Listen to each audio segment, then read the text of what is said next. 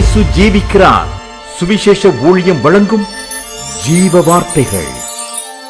கிறிஸ்துவுக்குள் பிரியமானவர்களே, ஆண்டவராகிய இயேசு கிறிஸ்து நாமத்தில் உங்களை யாவரையும் அன்போடு வாழ்த்தி வரவேற்கிறோம். இயேசு ஜீவிக்கிறார் ஒளித்தின் சார்பாக ஜீவ வார்த்தைகள் நிகழ்ச்சிக்கு வந்திருக்கிறவங்களை கர்த்தர் ஆசீர்வதிப்பாராக. ஒவ்வொரு வாரமும் இதே நேரத்தில் இந்த வார்த்தைகளை கேளுங்கள், அநேகரை கேட்க செய்யுங்கள். ஒளித்தில் பயன்படுத்த விரும்பினாலும் எங்களுடைய வெளியில் தேவையானாலும் அதை எங்களிடத்தில் கேட்டு நீங்கள் பெற்றுக்கொள்ளுங்கள். இந்த டிவி இந்த ப்ரோக்ராம் இவகை யாவற்றையும் நீங்கள் யூடியூப்லேயும் ஜானியம் ஜெயராஜ் என்று நீங்கள் கிளிக் செய்வீர்களானால் வார்த்தைகளை நீங்கள் பார்க்கலாம், பாடல்களை நீங்கள் பார்க்கலாம். அதை சப்ஸ்கிரைப் செய்யுங்கள், ஷேர் பண்ணுங்கள். கர்த்தர் நம்மை ஆசீர்வதிப்பாராக. இந்த நாளில் தேவன் நமக்கு தருகிற வார்த்தையை நான் வாசிக்கிறேன், ஜெபத்துடன் கேளுங்கள். ஆதியாகமம் 24வது அதிகாரம் 50வது வசனம். லாபானும் பெத்துவேலும் எலியேசருக்கு பிரதித்திரமாக, இந்த காரியம் கர்த்தரால் வந்தது, உமக்கு நாங்கள் நலம் பொலம் ஒன்றும் சொல்லக்கூடாது. இன்றைக்கு கர்த்தர் நமக்கு கற்றுக் கொடுக்குற அனுபவம் என்ன? எலியேசர் ஈசாக்குக்கு பெண் பார்க்க வருகிறான். எப்பொழுது இந்த காரியங்கள் எல்லாம் ஒருவருக்கொருவர் காரியங்களை நிறைவேற்றி கொண்டிருக்கிறாங்க.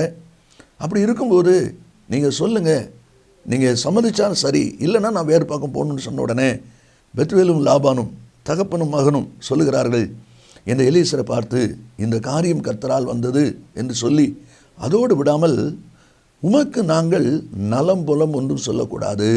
இன்றைக்கி அநேக குடும்பங்களிலே பிரச்சனைகளும் காரணமில்லாத காயங்களும் மனவேதனைகளும் பிரிவினைகளும் உண்டாவதற்கு காரணம் என்ன? அவரவர் மனசில் தோன்றதை, அவரவர் நினைவில் தோன்றதை பேசி தேவையில்லாத பிரயோஜனம் இல்லாத காரியங்களுக்கெல்லாம் வருத்தங்களும் பாரங்களும் கோபங்களும் நடந்து கொண்டிருப்பதை நீங்களும் பார்ப்பீர்கள், நானும் பார்த்து கொண்டிருக்கிறேன். ஆனால் ஆவியானவர் சொல்கிறார், உமக்கு நாங்கள் நலம் போலம் ஒன்று சொல்லக்கூடாது. இதற்கு நாம் பழக வேண்டும். ஒருவேளை யோசித்து பாருங்கள், இந்த காரியத்தில் பெத்துவேல் லாபான் அவங்க பெண்ணுக்கு ரெபேக்காளுக்கு அப்பாவும் மகனும். அப்போ இவங்க சொல்ல வேண்டிய காரியம் இருக்குது, சொல்வதற்கு உரிமையாளர்கள். ஆனால் அந்த உரிமையாளர்களே சொல்கிறாங்க, நாங்கள் நலமுலம் ஒன்றும் சொல்லக்கூடாது. அப்படின்னா ஒரு சம்பவம் நடக்கும்போது அதில் உங்களுக்கு அழைப்பு இல்லை, உங்களுக்கு தெரிந்து கொள்ளலை, உரிமை இல்லாத நீங்கள் ஏன் அதை பெருசாக எடுக்கணும்? அதை ஏன் அமைதியில் விட்டுறக்கூடாது? ஏன் நீங்கள் நலமுலம் சொல்லி அதில் சிக்கலை வாங்கிடுறீங்க, அதில் பிரச்சனைகள் மாட்டிக்கிறீங்க? அதை விட ஏன் நீங்கள் அமைதியாக இருக்கக்கூடாது? அதை தான் கர்த்தர் சொல்லி கொண்டிருக்கிறார். உமக்கு நாங்கள் நலமுலம் ஒன்றும் சொல்லக்கூடாது என்று சொல்லி அந்த வார்த்தை இருக்கிறதை பார்க்கிறோம். கத்தோலிக்க வேத புஸ்தகத்திலே அந்த வார்த்தையை நான் வாசிக்கும்போது, கர்த்தரின் திருவுள்ளத்திற்கு விரோதமாய் ஒன்று சொல்லக்கூடாது. அருமையான கர்த்தருடைய பிள்ளைகளே, 1 ராஜாக்கள் 1ஆம் அதிகாரம் 19ஆம் வசனத்தில் பத்சேபாள் தாவீதுட்டு பேசுகிறான். அதோனியா ராஜா ஆகிறானே, நீர் சொன்னது உண்டா? சாலமோனை ராஜாவுக்குன்னு சொன்னீரே, இப்போது ஆசாரியனை கூப்பிட்டுருக்கிறான், படைத்தலைவனை கூப்பிட்டுருக்கிறான், ஆனால் உம்முடைய குமாரனாகிய சாலமோனையோ அழைக்கவில்லை. என்ன மட்டும் கூப்பிடலை, அவங்களும் கூப்பிட்டுருக்காங்க, இவங்களும் கூப்பிட்டுருக்காங்க, ஒரு வார்த்தை எனக்கு சொல்லலையே, என்ன புறக்கணிச்சிட்டாங்களே. இது பயங்கரமாக விஷயம் ஆகுது. பயங்கரமாக ஜனங்களுக்குள்ளே ஒரு வேகத்தை உண்டாக்குற, பிரச்சனை உண்டாக்குற அனுபவத்தை பார்க்குறோம். இன்றைக்கி கர்த்தர் சொல்கிறாரு, கூப்பிடலையா, ஒன்று நினைக்கலையா, உங்களை எதிர்பார்க்கலையா, உங்களை விட்டுட்டாங்களா? நலமுலம் ஒன்றும் சொல்லாத, உம்பாட்டுக்கு அமைதியாக இரு. அமைதியாக இருக்க பழகிட்டோம்னா தீங்குக்கு தீமைக்கு நம்ம விலை கொள்ளலாம். அழைக்கலைன்னு சொல்லி அவர் சொல்கிறா. அதே மாதிரி நீங்களும் உங்களோட வாழ்க்கையில் உங்களை அழைக்கலை, முக்கியமான காரியம் ஒரு கல்யாணம் இல்லை நல்ல காரியம், என்னை அழைக்கலை, எனக்கு சொல்லலை அப்படின்னு சொன்னேன், நமக்கு அது வேகமாக, அது நமக்கு கோபமாக வருது. வராண்டா, நலமுலம் சொல்லாத. அதைத்தான் ஆண்டவர் பேசி கொண்டிருக்கிறார். அதை இந்த வசனத்திலே நான் வாசிக்கிறோம். நீதிமொழிகள் 17ஆவது அதிகாரம் 28வது வசனத்தை வாசிக்கும் போது, பேசாதிருந்தால் மூடனும் ஞானவான் என்று எண்ணப்படுவானாம். பார்த்தீங்களா? பேசாதிருந்தால். அதே மாதிரி தன் உதடுகளை மூடுகிறவன் புத்திமான் என்று எண்ணப்படுவான். அதைத்தான் ஆண்டவர் நம்மிடத்தில் எதிர்பார்க்கிறார். இந்த வார்த்தையில் நாம் விஷயத்தில் நாம் எவ்விதமாக இருக்கிறோம். பவுல் எபேசியருக்கு நிருபத்தில் எழுதும்போது அவர் கொடுக்குற ஒரு ஆலோசனை என்ன? 4வது அதிகாரம் 29வது வசனத்தில், நல் வார்த்தை உண்டானால் அதையே கேட்கிறவர்களுக்கு பிரயோஜனம் உண்டாகும்படி பேசுங்க. நீங்கள் பேசுறது நல்ல வார்த்தையாக இருந்தாலும் கேட்கிறவங்க ஏற்றுக்கொள்வாங்க அப்படின்னா பேசு. அவங்க ஏற்றுக்கொள்ள மாட்டாங்க, பேசாத. ஏற்றுக்கொள்ள மாட்டாங்கன்னு சொல்லி பேசுவீங்கன்னா அது கெட்ட வார்த்தையாக போயிடும், தவறான வார்த்தையாக போயிடும். அதுதான் தேவனுடைய வார்த்தையில் சொல்லியிருக்கு. அப்படி பேசி வருத்தத்தை வாங்குறத விட ஏன் அமைதியாக இருக்கக்கூடாது? நலமுலம் ஒன்று சொல்லாமல் இருப்பதற்கு நாம் பழக வேண்டும். அதே தான் ஆண்டோடைய வார்த்தை சொல்லப்பட்டிருக்கிறத பார்க்குறோம். 2-3 அனுபவங்களை வேகமாக வாசிப்போம். எந்தெந்த அனுபவங்களிலே நாம் நலம் போலாம் சொல்லாமல் செயல்பட வேண்டும் என்பதை தேவனுடைய வார்த்தை நமக்கு கற்றுக் கொடுக்கிறது என்பதை குறித்து வேகமாக நம்ம வாசிப்போம். முதலாவது யோபின் புத்தகத்திலே 9வது அதிகாரம் 12வது வசனத்திலே விதமாக நாம் வாசிக்கிறோம். இதோ அவர் பறித்து கொண்டு போகிறார், அவரை மறிப்பவன் யார்? நீர் என்ன செய்கிறீர் என்று அவரை கேட்பவன் யார்? ஆண்டுடைய பண்ணையிலே, ஆண்டுடைய திராட்சை தோட்டத்திலே நீங்களும் நானும் நடப்பட்ட நாட்டாக இருக்கிறோம். அப்படியானால் நம்முடைய காரியங்களை, அது வாழ்நாள் காரியமானாலும் சரி, நம்முடைய பண விஷயங்களானாலும் சரி, சுகமானாலும் சரி, சரீர பலனாலும் சரி, எதுவானாலும் சரி, அவர் பறித்து கொண்டு போகிறார், அவரை மறிப்பவன் யார்? நீர் என்ன செய்கிறீர் என்று கேட்பவன் யார்? பார்த்தீங்களா? அப்போது ஆண்டவர் உங்கள் வாழ்க்கையில் ஒரு காரியத்தை அனுமதிக்கும் போது, ஆண்டவர் நம்முடைய வாழ்க்கையில் ஒரு காரியத்தை செய்வதற்கு அவர் திட்டமிடும் போது கேள்விகள் பாருங்க, அதில் மௌனமாக இருக்க பழகுங்க. ஏன்னா இப்பொழுது அறியா இனிமேல் அறிவாய். நீங்கள் அமைதலாக இருந்தீங்கன்னா நாட்கள் வரும், காலங்கள் மாறும், விஷயம் புரியும். அன்றைக்கி தான் நமக்கு தெரியும். அது வரைக்கும் நாம் பொறுமையாய் நிதானமாக இருக்க வேண்டும் என்று சொல்லி ஆண்டவர் எதிர்பார்க்கிறார். ஒருவேளை இந்த வார்த்தை கேட்கிற அன்பு நேச பிள்ளைகளே, நீங்களும் கூட உங்களுடைய வாழ்க்கையில் இப்படிப்பட்ட சம்பவங்கள் வரும்போது நீங்கள் எவ்விதமாக இருக்கிறீங்க? உங்களுடைய உரிமை பறிக்கப்படலாம், உங்களுடைய ப்ரொமோஷன் பறிக்கப்படலாம், அல்லது உங்களுடைய இன்கிரிமெண்ட் பறிக்கப்பட்டிருக்கலாம். எந்த காரியம் பறிக்கப்பட்டிருந்தாலும் தேவன் அறியாமல் ஒன்றும் நடப்பதில்லை. யோபை குறித்து நாம் வாசிக்கிறோம். 2ஆம் அதிகாரம் 10ஆம் வசனத்திலே யோபு தன் உதடுகளினால் பாவம் செய்யவில்லை என்று சொல்லியிருக்கிறது. நாம் எவ்விதமாக இருக்கிறோம் என்பதை சிந்தித்து பாருங்கள். இனி 2வது ஒரு அனுபவத்தை நாம் வாசிக்கிறோம். ஆபிரகாமுடைய வாழ்க்கையில் ஆதியாகமம் 22ஆம் அதிகாரம் 1 வசனத்திலே தேவன் ஆபிரகாமை சோதித்தார் என்று வாசிக்கிறோம். விசுவாசிகளுக்கு தகப்பன், விசுவாசத்தில் பலவீனமாக இருக்கவில்லை, அப்படியெல்லாம் நம்ம ஆபிரகாம் குறித்து வாசிக்கிறோம். அந்த ஆபிரகாமுக்கும் ஒரு நாள் ஒரு சோதனை வருகிறது. கர்த்தர் சோதிக்கிறார். உன்னுடைய நேசகுமாரன், உன் ஏக புதல்வன் ஈசாக்கை நீ பலியிடணும். 21ஆம் அதிகாரத்தில் 3ஆம் வசனத்தில் அவன் அதிகாலையில் எழுந்து கர்த்தர் குறிப்பிட்ட இடத்துக்கு புறப்பட்டு போனான் என்று பார்க்கிறோம். எந்த மாற்றம் சொல்லலை, எந்த மாறுத்தரமும் சொல்லலை. ஏன் ஆண்டவரை இப்படி சொல்கிறீர்கள்? எதுவுமே அவன் சொல்லலை. பார்த்தீங்களா? நலம்பலம் ஒன்றும் சொல்லாமல் அவன் அப்படியே புறப்பட்டு போகிற நிலைமையை நம்மளே பார்க்கிறோம். இதை தான் ஆண்டவர் இன்றைக்கும் நம்முடைய வாழ்க்கையில் கூட எதிர்பார்க்கிறார்.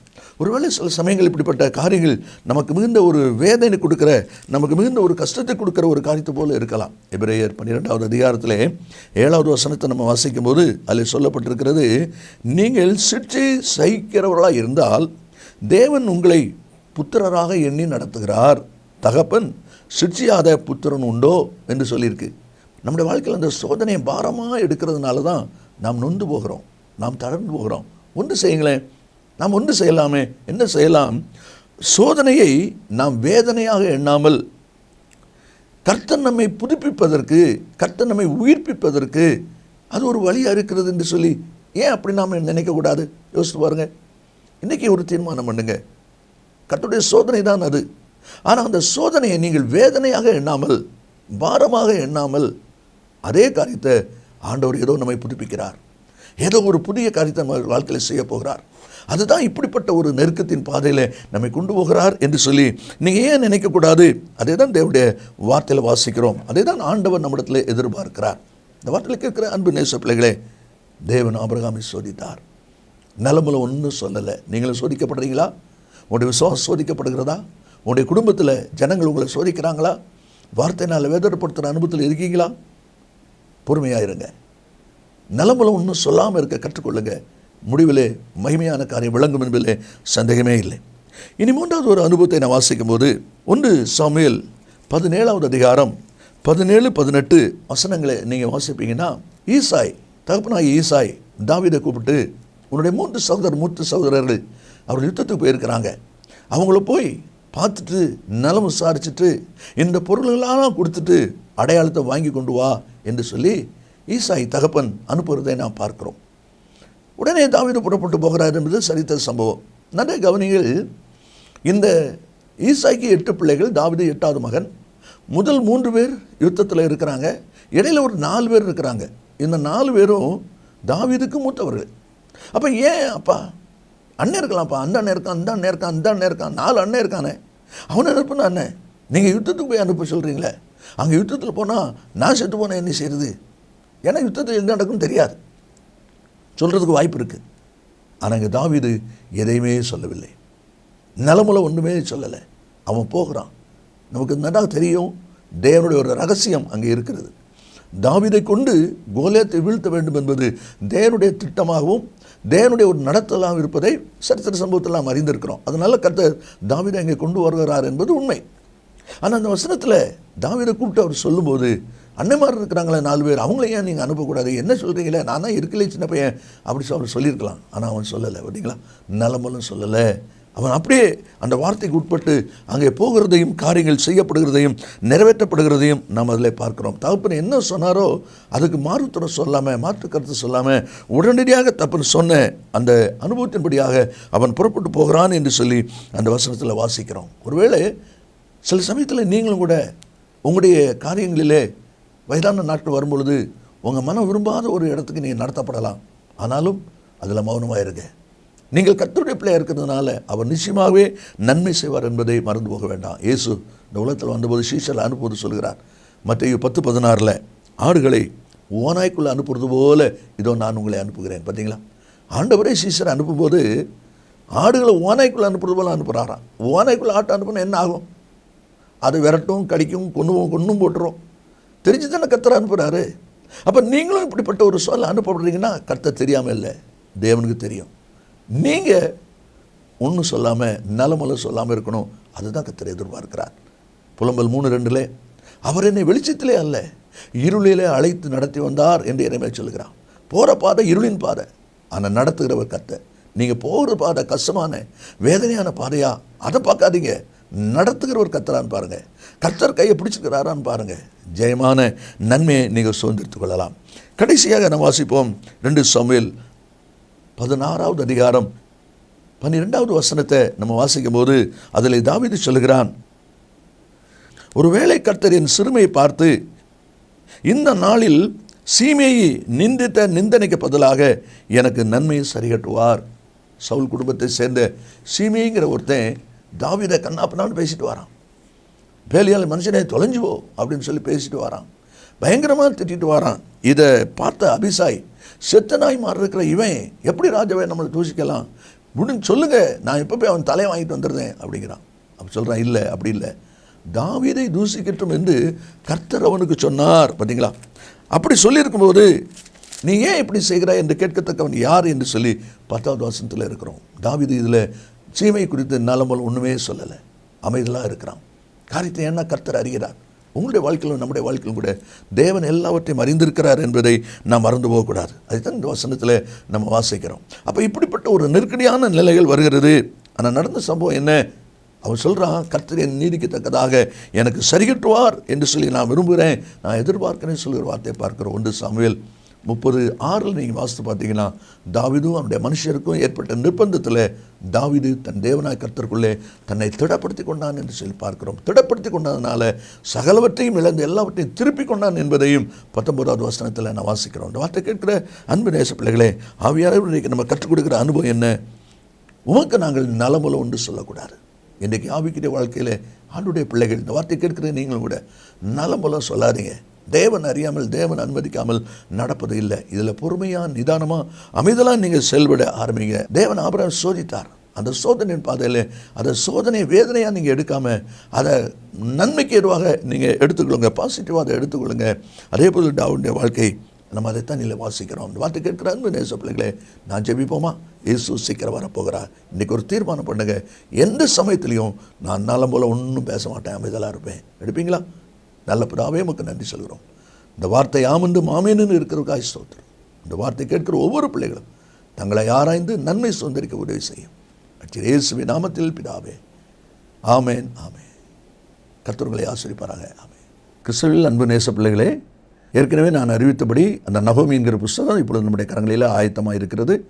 ஆவியானவருக்கும் நகோமிக்கும் உள்ளதான அந்த உறவை பற்றிய ஒரு ஆழமான கர்த்தனை இந்த புஸ்தகம் உங்களுக்கு ஆசீர்வாதமாக இருக்கும். அதனுடைய விவரங்களை நீங்கள் இடத்தில் கேட்டு பெற்றுக்கொள்ளுங்கள். கர்த்தர் நம்மை ஆசீர்வதிப்பாராக.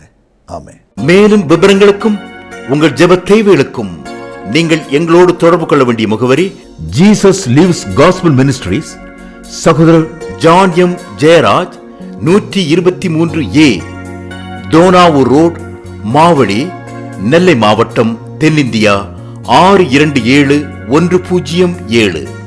செல்போன் 9443113292.